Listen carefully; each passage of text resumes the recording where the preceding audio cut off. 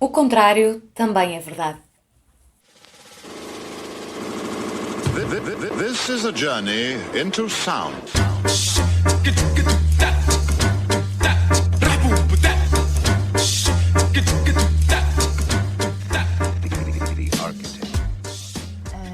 No contexto das experiências em Erasmus, hoje temos aqui connosco a Beatriz Bejou para nos falar um bocadinho da sua experiência na América Latina. A Bia esteve durante 6 meses no Chile e na América do Sul e gostávamos muito que nos falasse um bocadinho do que é que foi essa experiência e partindo um bocadinho do porquê de ter escolhido este destino para destino de Erasmus. Antes de mais, queria agradecer o convite e quero agradecer por vocês darem a conhecer aos alunos e a toda a comunidade académica a experiência daquilo que somos nós, alunos de Erasmus em todas as partes do mundo. E pronto, começando então pela primeira questão. Eu escolhi Santiago do Chile, assim um pouco sem saber o que é que estava a escolher. E por aquele ideal do que seria a América Latina e do que seria isto de ir para outro continente e ter que lidar com uma cultura completamente diferente. Para além disso, a escola também foi importante para mim, porque eu queria escolher, para além de uma cidade que fosse possível viajar, ter uma escola que me pudesse trazer algo mais do que aquilo que a FAUP já me tinha dado de bom. E achei que a escola de Santiago do Chile, a católica, dado o reconhecimento que tinha, seria uma boa aposta nesse sentido. Claro que sim. Quais foram as primeiras expectativas, para além dessas, com a escola? O que é que querias realmente encontrar? Uma coisa mais artística, uma coisa mais técnica? Não sei se tinhas algum tipo de expectativa neste sentido. Eu, relativamente à escola, a expectativa que tinha não posso dizer que era ou artística ou técnica, era mais guiada por aqueles arquitetos que eu conheço que saíram dessa escola, entre eles o Aravena, o Radic, que sempre foram arquitetos que me marcaram e que me despertaram uma curiosidade relativamente à sua obra e à sua forma de pensar. E por isso não havia expectativa, eu deixei-me ir por aquilo que foi surgindo e mesmo o próprio projeto que eu acabei por fazer, porque tal como em outros países o projeto está muito relacionado com o professor e com a forma do professor pensar a arquitetura e com as suas obras. Eu decidi fazer um projeto ligado à pré-fabricação e a uma arquitetura que responde de forma rápida às necessidades das pessoas, que foi uma coisa que eu não consegui ter grande contacto aqui no Porto e achei que isso seria interessante também para o meu futuro. E foi muito por aí que acabei por me guiar. Então a expectativa foi cumprida, de alguma maneira. Sim. E parte da minha expectativa, mais do que a escola, era a viagem que ia fazer no pós-escola. Os tais 2 meses em que vamos descobrir o que é a América Latina e que realidades são estas que os vários países nos têm para oferecer. Claro que sim. E falando um bocadinho da cultura, do Chile e das pessoas que encontraste, com quem conviveste, tanto na escola como em viagem, o que é que consegues descrever? É assim, ainda hoje a minha vontade é voltar para a América Latina e continuar a viver com aquelas pessoas, com aquela energia e com aquele sorriso constante, porque por muito que as coisas estejam más, há sempre uma energia e uma vida que aqui também existe, mas de forma diferente. Claro que E o que mais me despertou curiosidade, por assim dizer, foi como é que aquelas pessoas, muitas delas vivendo em condições tão más e que não têm os direitos ou aquilo que nós conseguimos ter aqui na Europa, têm vidas fantásticas e culturas e tradições que a maior parte das pessoas não conhecem e que são por vezes são tão arcaicas e mas que são importantes para nós que somos arquitetos, tentar perceber como é que com poucas coisas se consegue fazer também arquitetura. Claro que sim. E isso era o meu principal objetivo, perceber como é que isso é possível, como é que as pessoas respondem a isso. Então tu sentes que as pessoas lá têm abertura suficiente para mostrar esse lado mais seu? Sim, eu acho que sim.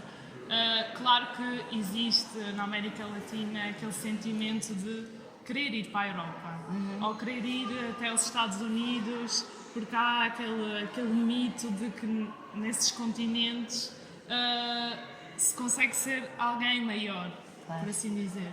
Mas eu acho que eles têm tanto respeito e tanto orgulho na sua cultura que isso não faz com que destruam a sua própria identidade ou que anulem aquilo que eles são. Por isso, Isso é fabuloso. sim. Falando um bocadinho mais na escola, que método é que tu encontraste? Qual é a abordagem que eles têm com os alunos, com o projeto? Portanto, a abordagem que eles têm ao nível do projeto é muito diferente daquilo que se faz na FADUP. Existem vários projetos aos quais eles chamam os TAIERs e que têm uma temática específica, ou seja, não existe o projeto de quarto ano, existem uma série de projetos de quarto ano, um ligado à pré-fabricação, outro ligado à sustentabilidade, ou ligado a outros temas diversos. E depois vai depender muito daquilo que o professor te dá e te pede, e essa relação que se estabelece é distinta em todos, porque no meu caso eu estive ligada à pré-fabricação com o arquiteto Alejandro Sofia e o sistema de entregas em todos os talleres é um sistema semanal, ou seja, tu estás constantemente numa espécie de sentimento que estás a fazer uma entrega final, então isso a certa altura torna-se uma espécie quase de trabalho mecânico perante essa situação e tu entras numa espécie de nuvem em que todas as semanas tens que responder a um determinado pedido. E isso é o oposto àquilo que nós fazemos aqui. E claro que no início é um choque, por assim dizer. E agora o que é que eu faço? Eu não tenho as mesmas ferramentas, se calhar, do que eles que já estão habituados a isto. Mas tentas transportar aquilo que aprendeste aqui na FAUP e tentar dar resposta da melhor forma, havendo semanas em que corre melhor, outras semanas em que corre pior. Claro que sim. E lá trabalham em grupo? Tens... A nível de projeto, não. Tudo individual? É tudo individual. Ok. Os trabalhos de grupo são ligados a cadeiras teóricas. Ok. E por isso... Mas então sentes que a verdadeira diferença está na exigência e no trabalho, na periodicidade em que é necessário Sim, entregar sim. trabalho feito. E o que sinto também é que eles têm uma capacidade incrível de responder àquilo que lhes pedem em uma semana. É uma coisa fantástica. Só que a certa altura aquilo que eu senti, visto que não estava dentro daqueles moldes, por assim dizer, é que o trabalho se torna uma coisa muito mecânica. E tu a certa altura perguntas-te onde é que há tempo para pensar? Onde é que há tempo para discutir? Porque o facto de estás a entregar todas as sextas-feiras, discutes numa quarta-feira e estás a entregar logo a seguir. Não há um grande confronto entre professor e aluno. Há uma resposta imediata. E penso que isso também esteja muito ligado àquilo que é o tema do projeto, neste caso que eu escolhi, que é necessário dar uma resposta rápida e as soluções têm que vir rapidamente. Por isso... Mas sentiste que com outros colegas foi diferente? Não sei se estiveste em contacto com mais alguém. Provavelmente sim. Sim, eu acho que nós trazemos todos mais ou menos a mesma ideia. Que é, por um lado, eu sinto que falta a questão do desenho e que isso, sem dúvida, que é uma coisa que muitos de nós repararam, tanto na Europa como na América Latina, que é os alunos pensam mais neste momento através de um computador do que através da ferramenta que é o desenho. E isso a certa altura preocupava-me e deixava-me quase numa revolta interior. Mas afinal eu quero discutir, mas quero discutir através do desenho. A ferramenta informática é importante, mas não me responde de uma forma tão imediata como um traço que eu posso fazer num papel e que se calhar gera muito mais discussão. Mas havia alguma abertura por parte dos professores para isso ou sentiste que era difícil? Sim, havia. Os professores demonstram aquele lado místico que a Escola do Porto tem e que os alunos que vêm da Escola do Porto são os alunos que dominam o desenho. Isso reflete, e eles próprios falam do arquiteto Álvaro Siza e do arquiteto Souto de Moura, transmitindo isso. E claro que isso é bom e sabe bem sentir que ao chegar à América Latina, que é do outro lado do mundo, existe alguém que sabe o que é a Escola do Porto e que sabe em que moldes é que os alunos são formados e qual é o nosso... Claro que sim. Muito bem. Deixa-me ver. Sentiste que havia mais algumas cadeiras que poderiam eventualmente ajudar a construir essas novas ferramentas que tu dizes que sentias falta? Depende muito das cadeiras que cada aluno escolhe. E eu acho que o percurso de cada um é muito definido por si próprio. Porque o plano de estudos não é uma coisa que é pensada de uma forma muito estruturada. Então depende muito de ano para ano e de professor para professor e das temáticas que se geram nesse ano. Eu escolhi cadeiras mais ligadas, por assim dizer, ao lado artístico. E uma das cadeiras que tive era ligada à poesia. Então, em todas as aulas, o que nós fazíamos era ler textos ligados a vários autores chilenos e autores também europeus. E isso, para mim, foi super interessante porque é uma coisa que eu aqui na FAUP nunca tive a oportunidade de lidar. E que lá deu-me a conhecer imensas outras coisas que se calhar não teria a oportunidade de Sim, isto é muito conhecer. interessante. Deixa-me ver. Do ponto de vista dessas ferramentas, tu dizes que eles têm mais do que nós. Achas que de alguma maneira cá na casa poderíamos fazer diferente? Era importante fazer diferente ou achas que há tempo para tudo? É assim, eu acho que nós quando construímos aquilo que é o nosso projeto de arquitetura é importante haver um equilíbrio entre todas essas coisas. Claro. E saindo do espaço que é a escola daqui do Porto, tu sentes que te faltam se calhar ferramentas ao nível informático que eles já dominam. Claro. Mas por outro lado, eu acho que as ferramentas informáticas tu acabas por conseguir aprender mais tarde ou mais cedo. E se calhar aquilo que é o processo do desenho, aquilo que é o processo de como pensar a arquitetura e como pensar o espaço, é sem dúvida uma coisa que a Escola do Porto se distingue das outras escolas. E que é reconhecido. E que é reconhecido. Que bom, muito bem. Tu estiveste 4 meses na escola, em Santiago, e entretanto passaste 2 em viagem. Sim. Fala-nos um bocadinho disso, por favor. Portanto, eu acabei as aulas em novembro e decidi que dezembro e janeiro seriam dedicados à viagem que muitos intitulam de um mochilão, que é aquela ideia de pegar numa mochila e agora viajar pelos vários países da América Latina. E foi isso que eu decidi fazer. Num primeiro momento decidi fazer todo o Chile, desde o norte até à zona sul. Decidi confrontar-me com várias obras que durante algum tempo já queria visitar e queria ver com os meus próprios olhos como é que funcionavam, como é que as pessoas reagiam perante aquilo.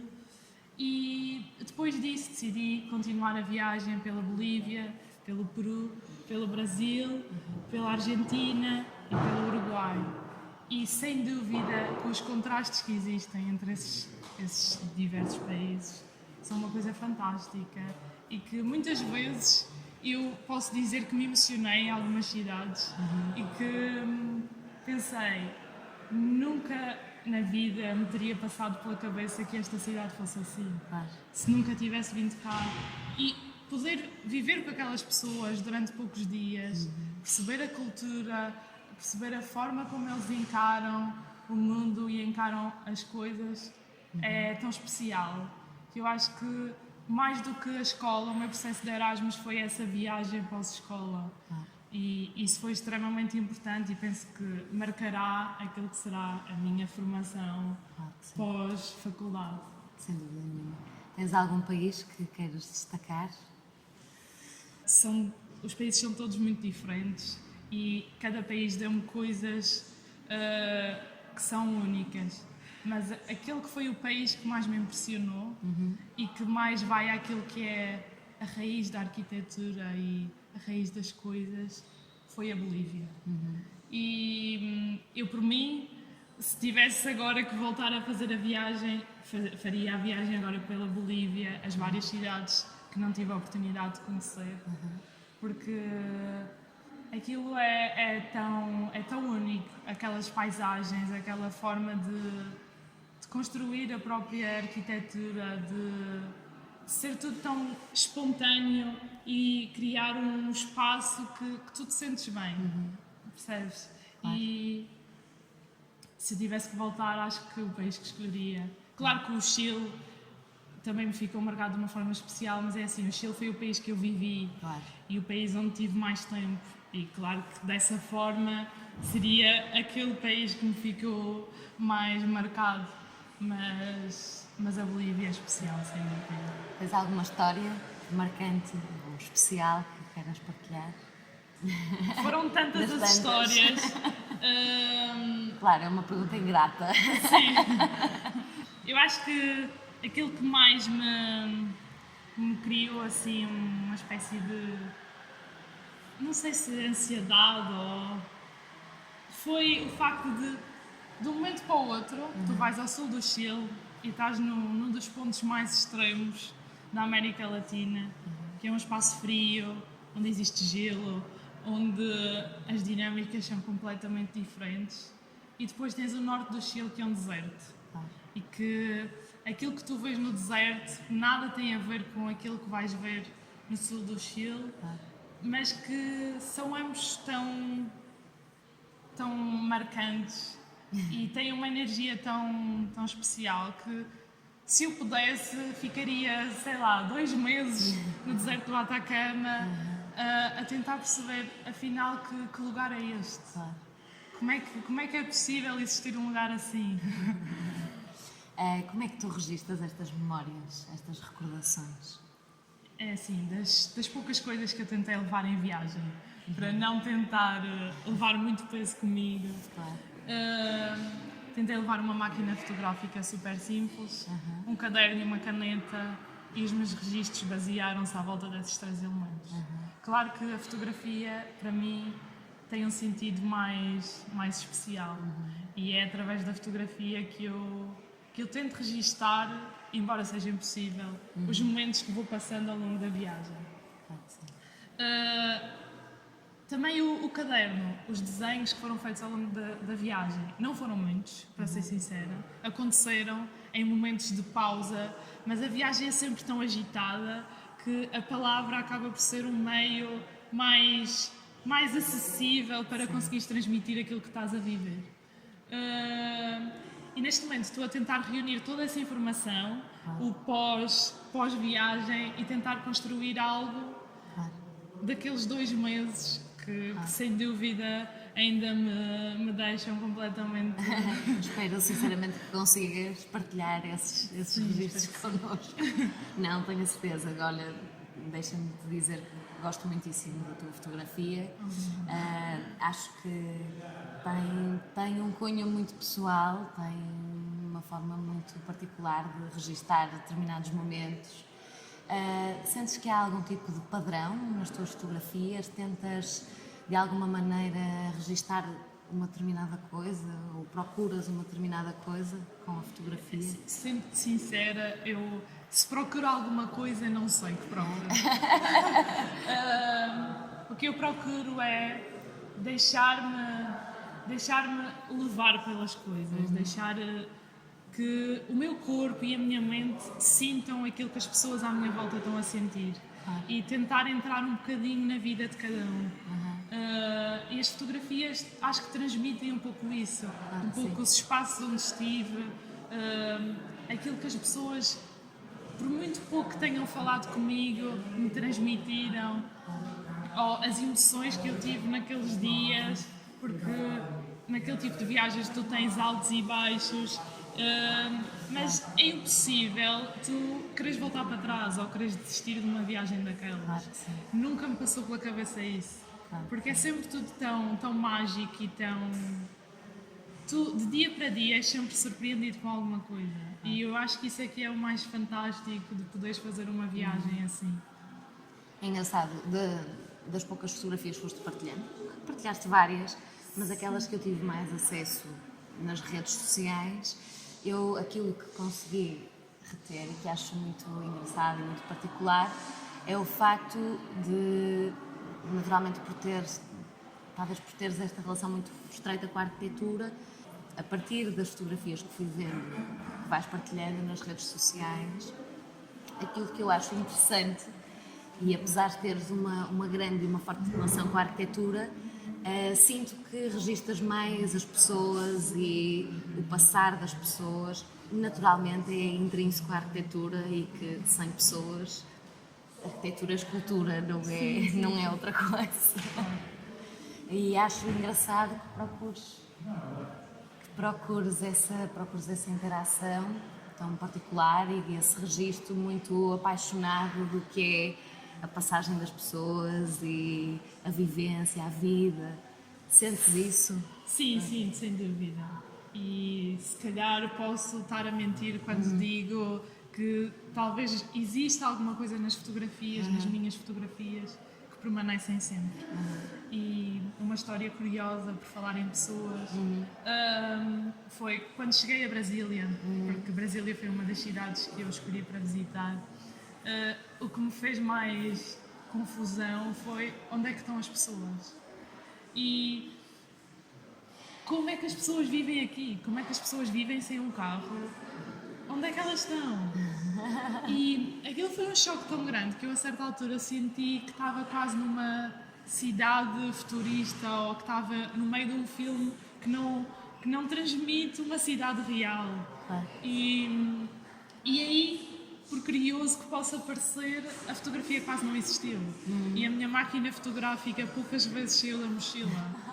E talvez agora que estejamos a falar nisto faça sentido as pessoas serem uma das coisas que mais me atraem e que me faz seguir este caminho. Eu sinto, e aquilo que fui vendo da tua fotografia, para além das pessoas de que falei e da arquitetura, também fazes muita natureza, procuras, vi algumas de natureza morta, alguma coisa muito curiosas, relativamente curiosas, gostei bastante de as ver. Eu não sei que tratamento é que tu dás à fotografia, se depois também esse trabalho é importante para ti. É assim, o meu contacto com a fotografia a nível digital é muito precário. Para mim não é importante a manipulação da fotografia no seu sentido estético. É mais importante aquilo que a fotografia transmite, seja com a cor X ou com a cor Y, porque as fotografias para já não têm um objetivo de publicação nem de expansão para outro território ou outro mundo, e nesse sentido a fotografia tem que falar de alguma forma e falar do que se sentiu ali, do que se viveu ali e o que é que aquele lugar me deu a mim e deu às pessoas que estavam à minha volta e dá a tantos outros que passam por aqueles sítios tão particulares. E acho que é um bocadinho por aí. É engraçado porque algumas fotografias mostram mesmo uma certa nostalgia, outra muita alegria. Lá está, eu não percebo se a captura da fotografia que transmite isso, ou mesmo a própria construção da imagem, se é a cor, se é... Pronto, é uma coisa muito sensível da minha parte, eu que não percebo pouco de fotografia, mas sou sensível e entendo que há muito sentimento e acho que é isso que me faz gostar tanto daquilo que tu fazes e me deixa tão interessada. Olha, dou-te os parabéns, acho que Obrigada. só tenho a agradecer por ter estado aqui este Obrigada bocadinho a falar comigo. Foi muito bom, lá está, toda esta experiência que sem dúvida é fundamental para os estudantes de arquitetura, Sim, seja ela onde for. Claro. Mas obrigada por este Obrigada bocadinho. eu e espero que as pessoas que têm ouvido as várias entrevistas, por assim dizer, que ganhem alguma coisa com isso e que se deixem ir. Não levem ideias pré-concebidas daquilo que vai ser o processo de Erasmus. Claro. Porque nada acontece como nós programamos. Eu acho que o essencial é deixar fluir e sentir ao máximo as coisas. Claro. Porque é esse o meu mote e é por isso que eu me guio. É assim, eu dedico-me ao máximo àquilo que gosto. O que não gosto, faço, mas não vou dar importância a isso. Claro. Porque só vivemos uma vez e isso tem que ser aproveitado da melhor forma. Claro que sim. Obrigada. Obrigada, eu.